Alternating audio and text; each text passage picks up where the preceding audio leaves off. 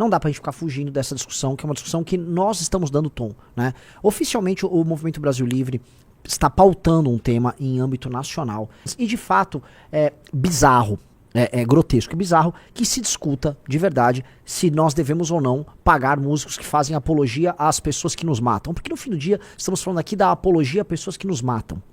Eu vou repetir, estamos falando da apologia a pessoas que nos matam. O Almir falou, não tem que dar dinheiro público para nenhum artista, independente se faz apologia ao crime ou não.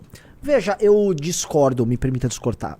Por exemplo, eu acredito que o Estado deve promover, por exemplo, as orquestras municipais e estaduais, porque é um som edificante. É um som edificante. Você ir numa orquestra municipal, por exemplo, quando você vai no teatro municipal e ouve a orquestra lá, isso é algo edificante. A ideia original da virada cultural aqui em São Paulo era sensacional. Eu acho a ideia legal pra caramba. Não tenho problema nenhum com isso. Eu não tenho problema. O problema é a indústria dos mamadores. Hoje as grandes verbas elas são tocadas pela turma do Caetano. A turma do Caetano é quem manda no Brasil. E dois, essa parte aqui que é os apologistas do crime organizado usando o nosso dinheiro pra defender quem mata a gente. E esse é o ponto. Assim, ó, não importa a discussão. Quem defende quem nos mata é meu inimigo. Ele é nosso inimigo. O Oruan é nosso inimigo. O Orochi, que eu não sei quem é, agora eu descobri, ele é nosso inimigo. Por quê? Porque ele defende e ele tece loas a quem nos mata. Não é brincadeira isso. Essa história não é brincadeira. No mínimo uma dezena ou 2 dezenas de pessoas morrem em conflitos ligados direta ou indiretamente às facções ao redor do Brasil. Todos os dias. Todo dia tá morrendo. Então, pô, vamos parar de conversa fiada.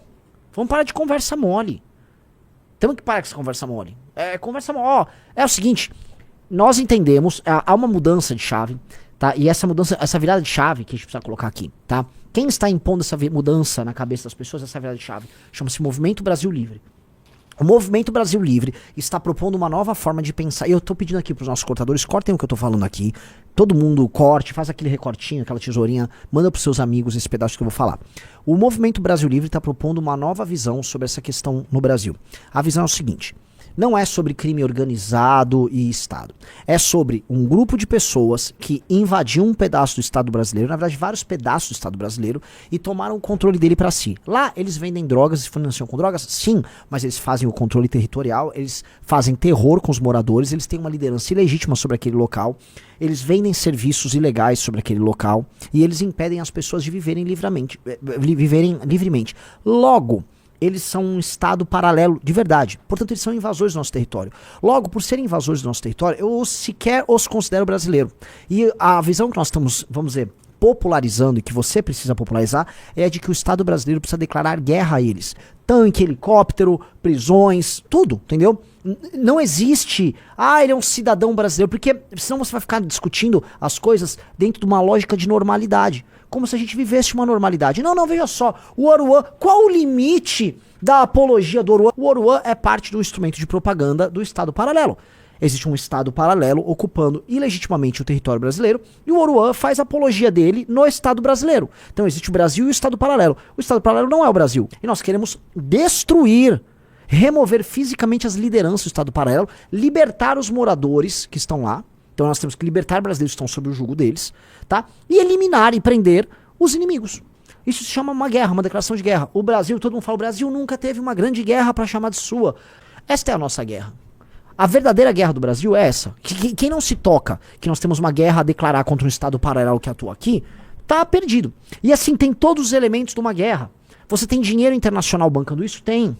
Você tá linkado a rotas internacionais de tráfico? Sim. Você tem ONGs justificativas para isso? Sim. Você tem um aparato midiático para isso? Sim. A geração de vocês tem uma guerra para lutar. E é uma guerra, uma rara guerra, diferente daquela guerra da Rússia e da Ucrânia, em que vocês podem lutar por algo bom. É uma guerra de libertação, uma guerra boa. Esta é uma guerra boa, é uma guerra de libertação.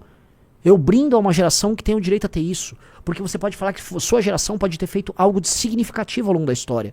Que é ter libertado milhões de conterrâneos que estão sendo comandados de maneira ilegítima por invasores do nosso território. O Marcinho VP não é brasileiro, o Oruan não é brasileiro. Se vocês entenderem isso, que eles não são brasileiros e que eles matam brasileiros, tudo muda de figura. E é essa a interpretação que nós temos que ter. Eu estou propondo a vocês mudarem a imaginação de vocês. Porque se vocês trabalham dentro da imaginação dos outros, você vai ficar entendendo assim, ah não, entendi. Não, porque aquele bandido, aquele assassino, ele é titular de direitos inalienáveis. Não, ele não é titular, ele é um invasor. O Marcinho VP, ele é um invasor do nosso território. O Elias Maluco é um invasor do nosso território. O amigo do o Pose do Rodo é um invasor do nosso território. E eles estão, na prática, matando pessoas. Estas sim brasileiras. Se você não entender que essa é a nossa guerra e que nós temos que declarar guerra a eles e que o Estado brasileiro tem que se mobilizar para essa guerra, você não está entendendo nada. Ora, se a gente entender o que é uma guerra, a gente também tem que entender que existe um aparato cultural que convence pessoas, assim, dentro e fora dos territórios ocupados por eles, a legitimar a existência do Estado, porque isto é uma ideologia. A música do Oruan não é, isso aqui é uma obra de arte. Qual é o limite disso? Não é sobre isso. Isto aqui é uma ideologia. As músicas são, portanto, justificativa para uma... É uma ideologia que justifica a existência deste Estado. Igual o Hamas, que tem seus apoiadores internacionais e que tem, vamos dizer, artistas e formadores de opinião justificando a existência deles. Você cria um aparato de propaganda e você cria ideologia para justificar para fora e mesmo para dentro a legitimidade da liderança nisso. Gente, isso acontece desde que o homem é homem. Desde que o homem é homem. Quando o cara fala lá, o é filho do dono, quem que ele tá falando? Que existe um dono. Quem é o dono? Quem é o dono daquela área? Vocês sabem quem é o dono daquela área. Então, se existe um dono numa determinada área, e esse dono, ele não foi eleito, ele não tá circunscrito às regras do Estado brasileiro, há um Estado paralelo. E há uma cultura que é criada que justifica uma estrutura de poder. Eu tô sendo quase marxista agora, eu tô sendo marxista. Tô falando que existe uma ideologia que justifica existe uma superestrutura sendo utilizada para justificar uma infraestrutura de relações econômicas e políticas muito claras, inclusive com um sistema de classes ali muito claro, em que quem domina, né, a classe mais alta, o topo da hierarquia ali, é o traficante que dispõe do poderio militar e econômico. E esse cara exerce monopólios econômicos em várias áreas nesse estado, porque se vocês forem estudar o estado do tráfico, veja só que interessante, eles têm um monopólio de diversos serviços oferecidos ali. E esse monopólio lhe garante margens muito altas, né? Não pagam imposto, não tem porra nenhuma disso. Eles trabalham com, vamos dizer, um produto muito importante que é a droga, que eles vendem para os países, eles exportam para os países vizinhos, a.k.a. Brasil, e depois também para fora do Brasil, tá? Eles promovem festas e eles criam com esse lucro margem operacional para operações e incursões de banditismo no território brasileiro. Então, os caras saem do morro e aí eles vão fazer um assalto a carro, assalto a banco, essas coisas que eles fazem, né? Isso o PCC faz demais aqui. Então, eles têm, vamos dizer, operações de saque no nosso território. Trate o tráfico da maneira como eu tô falando. Raciocine como eu estou raciocinando. Raciocine dessa maneira. E você nunca mais vai ficar de xereca numa discussão dessas.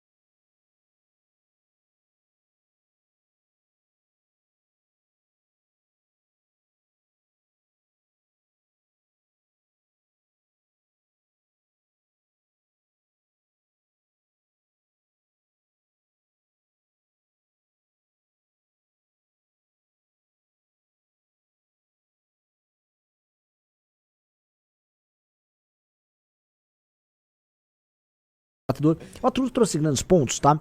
Mas assim, se eu pudesse reduzir tudo isso a... O que é?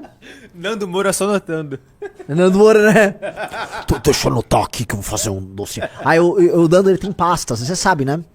Quem conhece, ele sabe. Tipo assim, ele vai fazer um doce. Tem um doce do riso. Aí ele tem uma pasta assim, Rafael Riso. Aí assim, Rafael Riso falando de memes. Rafael Riso quando foi ao banheiro. Ele vai criando subpastas, porque ele fica fazendo com a equipe dele dossiês pra atacar os outros. Então, ele tá aqui fazendo várias pastas novas pra atacar o Arthur. Deixa eu pegar aqui, ó. Ele tem problema de gases, né? Esse gnominho gasoso, né?